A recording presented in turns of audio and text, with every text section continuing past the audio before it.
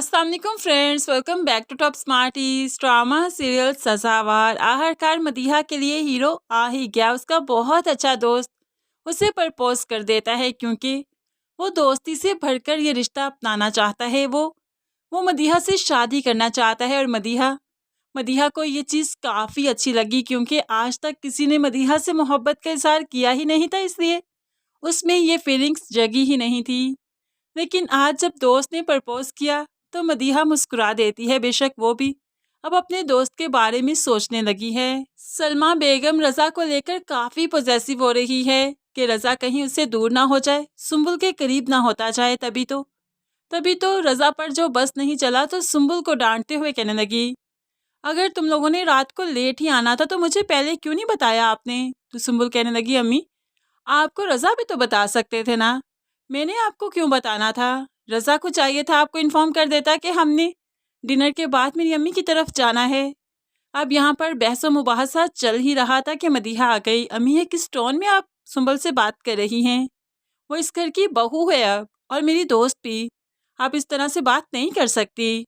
तो ऐसे में सलमा बेगम कहने लगी, लेकिन मैंने तो कोई गलत लफ्ज़ कहा ही नहीं, मैंने तो सिर्फ उसे समझाया है कि साथ रहने के लिए आपस में इत्तेफाक मोहब्बत होना बहुत ज़रूरी है, एक दूसरे के बारे में मालूम होना बहुत ज़रूरी है। सुंबुल तो यहाँ से उठकर चली गई तो सलमा बेगम रात की सारी बात बताती है। देखो ना मदीहा, ये लोग डिनर के लिए भी चले गए, हालांकि घर में डिनर बना हुआ था और फिर रात को इतना लेट आए। जब मैंने पूछा तो मैडम कहती हैं कि मेरी अम्मी की तरफ चले गए थे डिनर के बाद, जबकि ये बात रज़ा ने मुझे नहीं बताई। मुझे तो लगता है सुंबुल को पहचानने में हमने गलती की है। सुंबुल वो चीज़ नहीं जो नज़र आती है, बहुत शातिर है। अब देखो ना, रज़ा जो इतनी मोहब्बत करता था मुस्कान से, क्या वो भूल चुका है। अब तो उसने कभी मुस्कान का नाम ही नहीं लिया। 2-4 दिन हुए नहीं शादी को, तो क्या अपनी मोहब्बत भूल चुका है। तुम ये सोचो कि ये लड़की कितनी तेज है, कितनी चालाकी से ये मेरे बेटे को अपनी तरफ कर रही है। मदीहा मैं तो डरती हूँ कहीं रज़ा मुझसे बदगुमान ना हो जाए, मुझसे दूर ना हो जाए। मेरा इकलौता बेटा है वो। मदीहा को भी माँ की बातों में सच्चाई तो लग रही है, लेकिन माँ ज़्यादा परेशान ना हो जाए, इसलिए वो सुंबुल से खुद ही बात करेगी और माँ को रिलैक्स होने का कह दिया। दूसरी तरफ जब से मुस्कान ने रज़ा की शादी के बारे में सुना, वो तो टूट कर रह गई। इतना ज़्यादा डिप्रेशन ले लिया कि तबीयत इतनी ख़राब हो गई कि हॉस्पिटल में एडमिट करवाना पड़ा, क्योंकि वो तो अपनी ज़िंदगी में वहीं पर खड़ी है और रज़ा आगे भी बढ़ चुका है। ये चीज़ मुस्कान से बर्दाश्त नहीं हो रही, तो बस इसी असना में उसकी तबीयत काफ़ी ख़राब हो गई। जब मुस्कान हॉस्पिटल में एडमिट थी तो रज़ा भी जब रिसेप्शन पर आया तो किसी ने मुस्कान का नाम लिया तो एकदम से चौंक गया और तब जाकर उसने मुस्कान के वालिद का नाम पूछा तो मालूम पड़ा कि ये वही मुस्कान है, मुस्कान हारून। मुस्कान की तबीयत के बारे में सुनकर, उसको यूं हॉस्पिटल में एडमिट देखकर रज़ा तड़प चाहता है। रज़ा की मोहब्बत भी काफ़ी खोखली लग रही है क्योंकि जब से सुंबुल उसकी ज़िंदगी में आई, वाकई वो मुस्कान को भूल चुका है। अब उतनी शिद्दत नहीं रही, वरना पहले तो रज़ा दीवाना वार चाहता था मुस्कान को, हर वक्त उसके घर आना जाना, उसी की बात करना, उसी की मोहब्बत की शिद्दत में गुम रहना। लेकिन अब वो रज़ा नहीं रहा। क्या मोहब्बत फुर करके उड़ गई। लेकिन खैर ये मोहब्बत तब उभर कर सामने आएगी जब मुस्कान किसी और की हो जाएगी, क्योंकि खुद तो किसी और का हो चुका, लेकिन अपनी मोहब्बत को किसी और का होते नहीं देख सकता। अजीब फलसफा है ये वैसे, कि खुद तो खुश रहना है लेकिन दूसरे को नहीं रहने देना।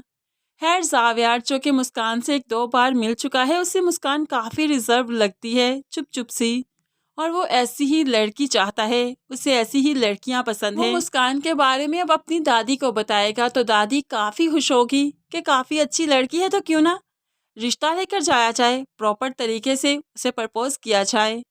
तो फिर बस दादी और पोता रिश्ता लेकर पहुंच जाएंगे और फिर इस रिश्ते के लिए हाँ भी हो जाएगी, क्योंकि मुस्कान के वालिदैन यही चाहते हैं कि मुस्कान की शादी हो जाए। दूसरी तरफ अरीज ने जो दामिया से शफीक के बारे में बात की तो दामिया कह देती है, उसके बारे में बात मत कीजिए, मुझे उनसे शादी नहीं करनी और उनसे कहिए कि मेरे ऑफिस के बाहर मत आकर खड़ा हुआ करे। अरूज को तो काफ़ी बुरी लगी ये बातें दामिया की, इसीलिए तो वो अपने शौहर को भड़का देती है कि इसका इंटरेस्ट किसी और में है, किसी और को पसंद करती है, तभी तो मेरे भाई के लिए इनकार कर रही है। हालांकि हालांकि ऐसा चाहने वाला इसे कभी नहीं मिल सकता। बहुत चाहता है शफीक इसे। अब जब अरूज ने इतना भड़काया तो उसका हस्बैंड भी भड़क जाता है और आकर दामिया को और माँ को हुक्मन बता दिया कि दामिया की शादी होगी तो शफीक से, और ये फैसला मैं कर चुका हूँ, मेरे फैसले के मुताबिक क्यों आपने ये काम नहीं करना।